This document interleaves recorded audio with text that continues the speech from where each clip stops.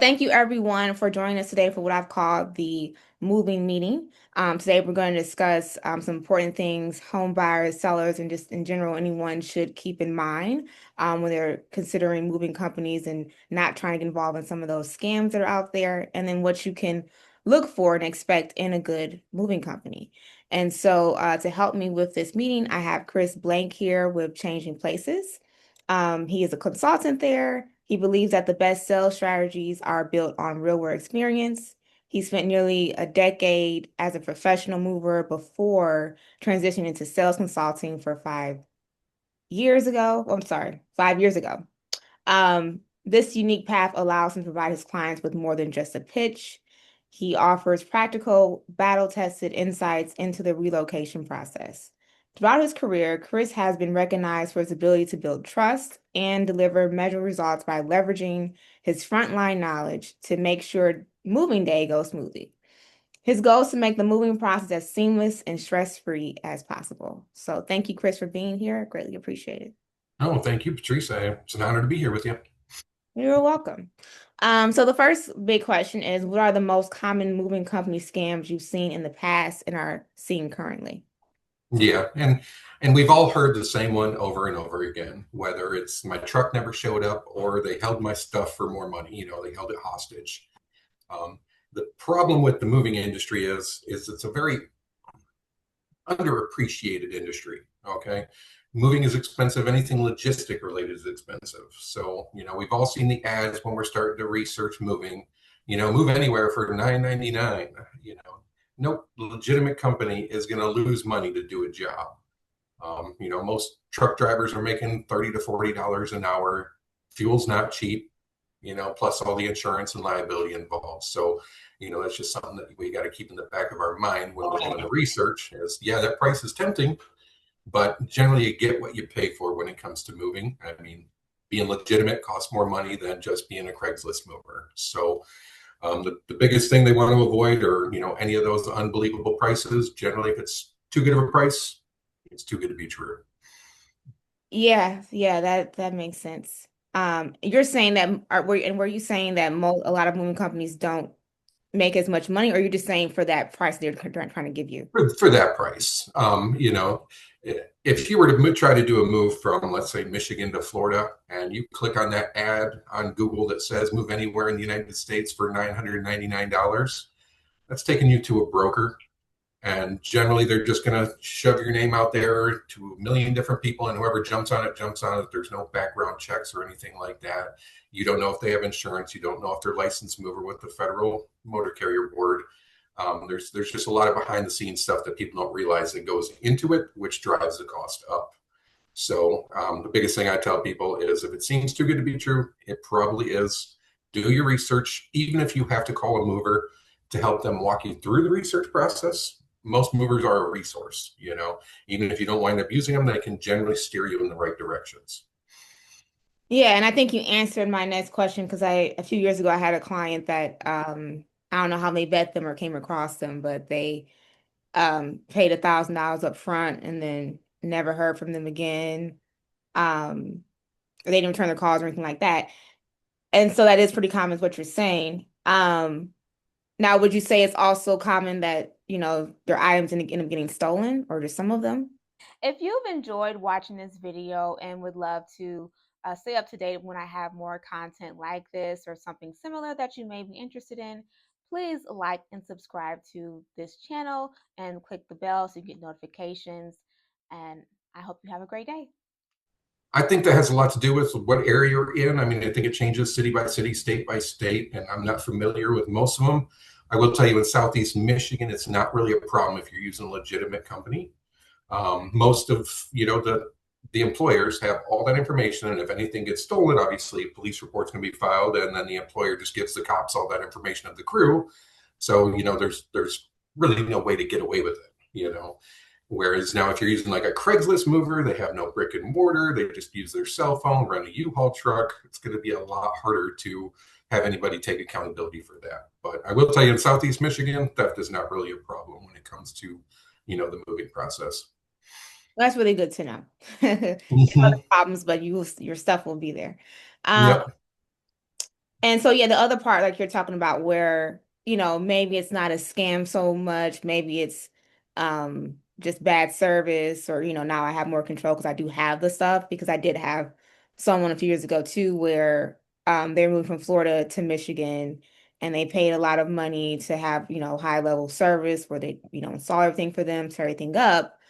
And, it was all set up well in advance to time it to where when they flew to Michigan just to get moved in, Hmm. the company decided they were going to cancel at the last minute. And so, but they weren't coming here to stay and be ready. They were flying back. So they were very upset about that. Right. So then when they rescheduled, they just asked me to help in that process. And what ended up happening is, again, um, they did something else where they were just like over an hour late, didn't say too much about, what that was about. And it's almost like they wanted to come when no one was here and say, "Oh, we showed up." Right. Um, but I mean, at the end of the day, all their stuff was set up and put together. But do you see that that is more of like just a bad service, or is there some kind of scam with that? No, I feel that the situation you just described with those details, that falls on the salesperson or whoever their contact was with that mover, not to let the clients know that, we can't do a specific delivery time. There's just too many variables involved when you're moving out of state. A flat tire or traffic delays, reroute detours, weather. I mean, there's a million different things that can cause a driver to be a little bit behind schedule, and the salesperson should have let them know, like, hey, he anticipates an 8 a.m. to 9 a.m. arrival this day, but things could happen and that could be delayed, but we'll be in touch with you if it does happen. And they just got to make sure that their clients are setting themselves up to where they have that flexibility to stay. They're not waiting on flights. They don't have to leave at a certain time and they got somewhere to stay. So I think that more falls into the bad service category. Okay. Um, and you see that more so when it's another state, or does it also happen locally, even though you're Local, that can happen a little bit. Just that's more weather and traffic patterns more so than anything. Whereas the interstate, the biggest thing is with the interstate is they give you a delivery window generally. And every company does it a little different, but they're never going to give you an exact delivery date until pretty much when your stuff's already on the truck and their schedule is finalized. Okay, the tractor trailers we use are generally 53-foot trailers and have more than one shipment on there. And they may stop in Nashville along the way. They may stop in Ohio on the way in delivery. And then if anything happens on those jobs that pushes them behind, then obviously if you're the next delivery, that's going to put yours behind as well. Whereas the local moving, that should just be box trucks and it should just be your stuff on the truck, no one else's stuff. So it's just getting from point A to point B, and there's no those stops in between besides, maybe lunch or a gas station. okay. Um, and what's the worst scenario you ever heard about someone getting scammed or really bad service with a moving company? I mean, the biggest thing is the theft of using like a Craigslist mover or, not checking to make sure they're licensed and insured or a legitimate van line, and their stuff just disappears. They never see it again. Unless they're maybe browsing on eBay and see some of their stuff listed on their local pawn shops. So that's probably the worst, when it comes to the scams. But there's always other things too. And, when you get into moving, making sure you have enough protection monetarily for your stuff is important. I just had a client where the brakes caught fire on the trailer and Mm. burned some of their stuff. But we had that conversation and made sure that they had good coverage and they were totally content with the settlement. And not all their stuff was lost. There was just slight damage. But you never know what's going to happen when you're driving thousands of miles. I mean, every mile, every day, something different can happen that could go wrong. So it's just a matter of making sure that you're comfortable with the whole scenario and your salesperson covers everything with you on all the possibilities. And just they got to make you aware. I mean, the average person moves once every 8 years. And like we were talking about before the meeting started, most people that move tend to block it out of their heads because it wasn't the greatest experience. No one likes moving. There's nothing fun. The fun comes when you're settled in and you're starting to set up your new home. So it's up to the movers to sort of delegate and tell the client how it's going to go and let them know expectations and get the expectations that the clients have. Okay. Um, So besides just not go to Craigslist, what are some red flags people can look for to prevent from working with a bad or just a whole scam Sure. moving company? Sure. Now, as far as red flags go, it's going to vary again if you're doing a local move or an interstate move. Okay. Deposits are pretty common for a local move. That guarantees the mover is going to show up on move day, as well as guarantee the company that we have work for our crews that day. Whereas interstate moving, that is not a common practice. You shouldn't be really putting deposits down for an interstate move. Payment is usually done within 24 hours of delivery. I like to collect it the day before, so the morning things just go smoothly. But the client does have the right not to pay until the truck's pretty much sitting outside their house, and then we take care of payment there before the delivery. Um, but the red flag should be, do they have a brick and mortar? You don't want to book a mover that's just got a phone number and a PO box. Okay, you don't want to book a mover that's out of Ohio and you're in Michigan. So you want to make sure they're local, they have a brick and mortar. Check reviews. I wouldn't really trust Google reviews too much. It's more so like the Nextdoor app is great. Facebook has groups, for the neighborhoods. Check those people that have actually used this service. And then realtors. Realtors are probably a client's best resource. Have you heard of these people? I mean, you guys are in the industry. You've pretty much heard of all of us. And if you haven't heard of someone, you can at least call me. Hey, Chris, have you ever met this person, or do you know anything about this company? I got a client possibly going that route. So the biggest thing is don't just go the easy route. And I know we're all doing the electronics now, where it makes things easier and streamlined and get it all done in 5 minutes on the internet. But you got to put in some phone calls. You got to do some research and make sure that the company you're using is legal. Every state should have some sort of board. We got Michigan Movers Association in Michigan. Public access to the website, phone numbers. You can verify through the Commercial Vehicle Enforcement Division of the state police to verify that they're a legitimate company. You got the Federal Motor Board. You can check, but there are entities out there to try to help protect your clients and consumers. The brick and mortar is the biggest thing. I mean, it's easy to change a phone number. If you've been in business in '79, you're not going to, rip one person off and then move your building. That accountability is nice to have. So I'd say that's the biggest thing, is check for a brick and mortar. Yeah, I mean, that's a good point, right? I mean, because the reality is, okay, you can have a business and not have an office, but the fact of like Mm-hmm. if something happens, you know where to go versus just I'll have with a number, they had a Yep. truck and then they're gone. Exactly. So physical accountability, we'll call it. Yeah, and I mean that just says their level of establishment too, right? Yep. Trucks Yeah. there, everything. Yeah. Any legitimate mover needs somewhere to park their trucks. I mean, and you don't want to just park them in a random lot. They're $100,000 trucks. So, Yeah, and a lot of subdivisions won't just let you have your commercial truck just outside anyway. So right. there you go. Um, so besides reporting the incident if someone's scammed, what else would you recommend that they do? At the point where you're already been scammed, the client has very limited options besides legal matters. So the first thing they should do is fill out a police report. If they have a lawyer, I would fill them in on it, get their advice.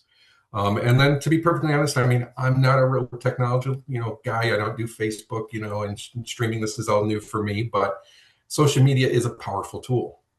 Okay, I mean, you see it on the news all the time, where they call the news problem solvers. They come, yep, there's been issues with this, and they get it resolved. So I wouldn't be afraid to go and start blasting the bad service or whatever on the internet, and just keep everybody honest. Yeah, no, that's a good point, for sure. Especially with Nextdoor, like people like to post things in there. Yep.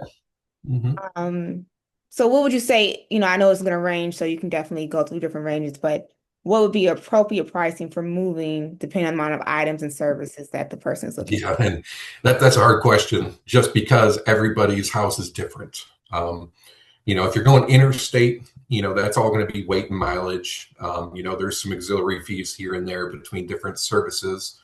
But if you're paying $1 or $2 a pound, that's a pretty good price. I'd say that's fair.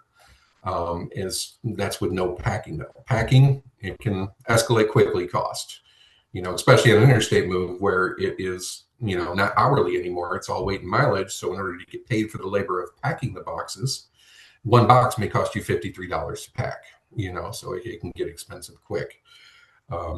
Now, as far as if you were just doing a local move, and that's going to be almost impossible to answer for the average cost just because everything varies so much. I've had people take 2 trucks worth of stuff and do an assisted living facility. But I've also had people only take a half a truck to a 5,000 square foot house. The biggest thing is, again, is you have to go in informed, and you got to trust your salespeople that you're dealing with whatever company, to sort of walk you through the process and expectations. And if there is a budget, don't be afraid to tell them that budget. They'll tell you how to get there. The easier it is on the clients, the easier it is on the movers. So, that's the best way to do it, is just be prepared and just take notes, ask questions. There's no bad questions. And if you have to ask that question every other day, that's what that company's there for. They're a service industry. Okay. And also versus, knowing up front what it most likely should cost you when you get that estimate. Mm-hmm. What's the best way for people to prepare on moving day so their initial estimate doesn't become, double or triple what they expected it to? Yep. So you always do full disclosure, with the salesperson. And if you're getting a quote over the phone, you list everything. Lying is not going to save you any money. Most local moving is a non-binding service, which just means the clock starts at the beginning of the job and finishes at the end of the day. So, not telling us and us not sending enough manpower out or something like that is just going to make your costs go up significantly very quickly.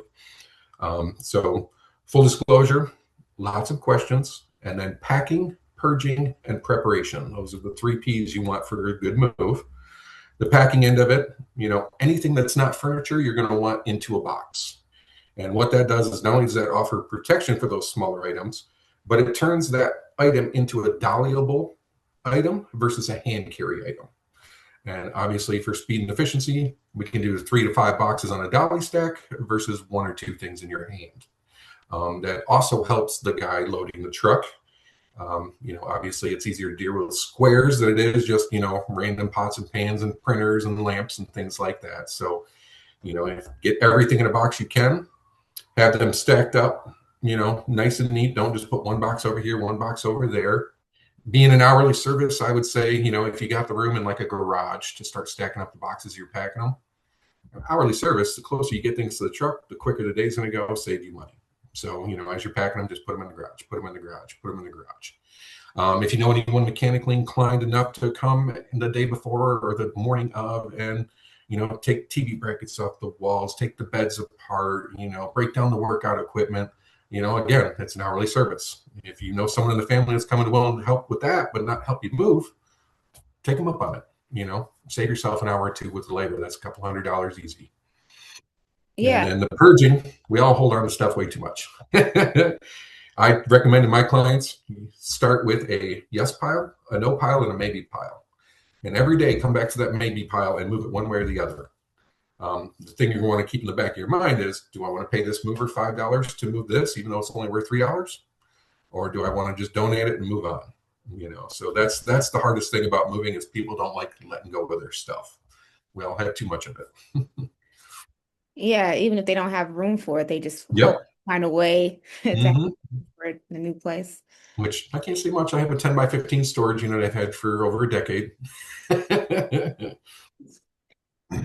Okay, that's really good to know. Some things I didn't think about either. So what really, for the ideal moving process, how should it be from start to finish, working with a reputable moving company? Sure. So the first responsibility of the client is to call the mover as soon as possible. As soon as you know you're moving, even if you don't have dates, no destination address, get the process rolling. It's a lot easier to deal with it in small doses than try to cram everything you need done in 2 weeks. So the more notice you have, the better. All reputable companies don't mind coming back out to reassess, to sort of do a re-estimate if things change. So you might as well get, the worst case scenario lined up and then just chip away at and talk out it from there. But, and the movers should be telling you this as well.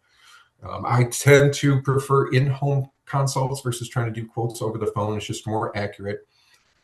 People tend to walk by things in their house and don't think of it as something that needs to be moved. That's just part of their house. I'd say like lamps are the most common thing people forget to pack because it's just part of the lighting of the room. So if you get someone out there and they can point these things out to you, it just makes that job easier, and you don't have that miscellaneous small stuff being left behind that you can't handle with your tiny little car. And then you want to be in contact with the movers. If they're not reaching out to you weekly, you should be reaching out to them weekly. Hey, just want to touch base, say hi, see if anything's changed. Do you have any questions for me? Any concerns? Has life thrown any curveballs at you? So communication is big. And they are also going to want to make sure that the movers meet their expectations. Movers are good, technique's great, but they're not mind readers. So in customer service, we need to know what the customer wants in order to provide good service. So don't be afraid to voice your concerns and just make sure that they're noted to the crew that's going to be doing the moving. Then the other thing I was going to tell you as far as the packing end of it goes, it's always going to be cheaper to pack your own boxes, but most companies will not insure boxes that are packed by the clients because they're not professionals. We don't know how you packed it. We don't even know if you put anything to protect any glass or anything in there. There are some great videos on YouTube. Every mover and their brother has put a video out there of how to pack a box. So spend the extra half an hour going down that rabbit hole one night and just watch tips and trick videos on how to pack boxes for moving. I would stay away from, people doing it on TikTok and things like that. Just stick with the companies, the major moving companies that have put videos out, or sometimes like even a box company will put it out on how to pack something. But it's very important to pack a box right. It can make all the difference in the world. Last thing you want is on move day to be sold. Oh, sorry, you packed that box. We're not covering what broke inside because you didn't pack it right. Yeah, I was gonna say it's just if it's something broken, not if like it fell off the truck or something like that. Right, right. Any legitimate company, obviously if my guys, slip and land on a box on their chest or something like that, obviously we're gonna do something for the client. But if the box is fine and things just clanked around on the inside and got broken, there's nothing we can do. Yeah, no, I think that's fair. Um, so, what are the top reasons someone should hire a professional moving company instead of trying to do it themselves or just use friends and family? If they're trying to I'd do say reliability. I don't know how many times you've used friends and family to move. I've used them a few times, and I would say that probably only 30% of the people that say they're going to come help actually come help. Something in life comes up and they can't make it, and in real estate deals, there's a timeline. So you want to make sure that you hit that and leave yourself enough time. I just had a client, that we just went out and helped finish up a job that the other movers didn't finish because the clients weren't ready because they thought they were going to be able to get it done, but they ran out of time. They got sick, things like that came up. So, that's the biggest thing. Yeah, because I think I was talking earlier before we started this is, had a client recently where she highly underestimated how long it's going to take. And I Mm-hmm. don't think she had any help. She definitely had the money to do it, but she was trying to save and it Yep. ended up being a major headache at the end. And most people Yeah. think they have less stuff than they have. So, They do. They do. Plus, I mean, as we get older, our houses get nicer, our stuff gets nicer. Your friends and family, they don't have insurance. And that's your stuff, not theirs. So if they ding it up or bang your banister, before you turn over the keys, they're sorry, I'll get you a good Christmas gift, but they're generally not going to take care of that. And then it's going to fall on the client. Whereas the movers, okay, pass the new homeowners my information, we'll get someone out there to repair it. So that's another thing is, the responsibility. yeah, Plus, that's a good point too, because, whether they have occupancy or not, I mean, when they're selling their house, the buyer's going to come through, and if there's damage now, they're going mm-hmm. to some compensation for it. So the money Yep. you thought you were saving is now gone anyway, and now you cost yourself more headache and And time. your furniture's all banged up. Yeah. Okay. So if you had to estimate, how much time do you think you do save people on moving? I'd say at least a couple hours, if you're doing a local move, just with the tips and tricks I give them from being on the truck for so many years. The biggest one that people don't realize is being an hourly service is obviously the closer you can get the small stuff to the truck, the quicker to load and the quicker to unload. So that'll save you time. So I've had a lot of clients take me up on that advice of, getting as much of the boxes and the small stuff to the garage because the truck's going to be within 100 yards of it, and then, they see their bill go down by an hour or two just from that. Yeah, no, that makes a whole lot of sense because if you're going upstairs, all these boxes upstairs and moving, Mhm. coming down, yeah, that's a whole thing. So anything else you want to add? That was my last question. Um, I would say that, this goes out to all the realtors out there. We love you all. We appreciate your referrals and work. And just remember that moving companies are a resource. We're not, we're problem solvers. If we can't help your clients, we'll figure out what direction to point them in or get them in contact with someone we know that can help them get that done and done right. So I just scream out to the realtors, be a little pushy with your clients on them contacting a mover as soon as possible. Get the process started. Doesn't matter if it's a year in advance or 2 months in advance, just earlier the better. And then don't be afraid to call your, trusted movers just for questions, even if you're not sure if they can help, just to see if they have recommendations on how to get that handled. Okay. Thank you so much. And what are the best ways for people to reach out to Changing Places? So the best way to reach us is 248-674-3937. That is the office line. Feel free to go to visit our website as well. There is a little inquiry box there if you'd like us to reach out to you and you just got time for an email at 9:30 at night. We'll give you a call in the following morning. And then, anybody in the office can steer you in the right direction of who you need to speak with. All right. Well, thank you so much for your time. This was very helpful, and I hope everyone enjoys the rest of your day. It's my pleasure. Thank you, Patrice. You're welcome. Thank you. Bye.